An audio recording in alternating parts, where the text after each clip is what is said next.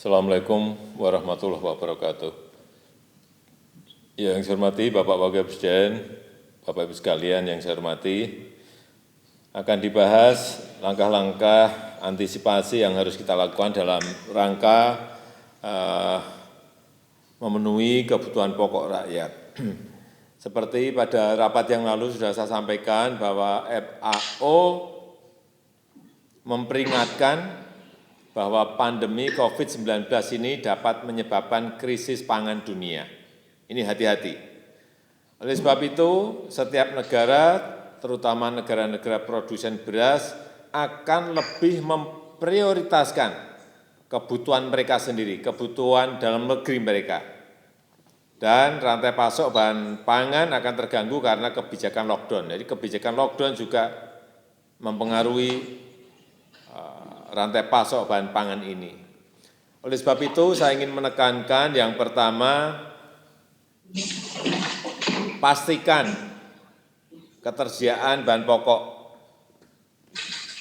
Hitung yang betul berapa produksi beras kita. Kemudian perkiraan produksi beras pada saat masuk ke musim kemarau. Juga cadangan beras nasional kita cukup untuk berapa lama, betul-betul harus dihitung. Jangan overestimate, tolong dikalkulasi yang cermat, dihitung yang detail, berbasis data-data empiris yang valid dan reliable. Yang kedua, rantai pasokan, supply chain, agar sesuai dengan dinamika pergerakan kebutuhan masyarakat. Pastikan dalam supply chain, petani mendapatkan perlindungan yang baik, hindari praktek-praktek yang tidak sehat, dengan menerapkan prinsip tata kelola yang baik. Kemudian saya juga minta Satgas Pangan berkoordinasi dengan kepolisian untuk mengawasi rantai pasok dan stok pangan. Yang ketiga, kita harus betul-betul menjaga agar harga bahan-bahan pokok ini terjangkau oleh rakyat. Jangan sampai ada terjadi kenaikan.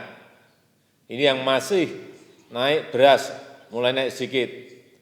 Harga gula tidak bergerak sama sekali, justru naik menjadi 19.000. Bawang putih, bawang bombay juga belum turun. Saya enggak tahu, ini dari Kementerian Perdagangan apakah sudah melihat lapangannya bahwa ini belum bergerak. Saya juga melihat di lapangan ini harga gabah keringnya turun 5%. Tetapi harga berasnya naik 0,4%. Ini ada apa? Tolong dilihat betul lapangannya. Lapangannya dicek betul. Ini pasti ada masalah. Kalau harga gabah kering giling turun, mestinya harga berasnya juga ikut turun. Ini petaninya nggak dapat untung, harga berasnya naik, masyarakat dirugikan. Ini yang untung siapa? Dicari. Jadi minggu kedua April, saya lihat yang masih naik harga daging sapi, cabai rawit, cabai merah, bawang putih, gula, dan harga yang turun daging ayam.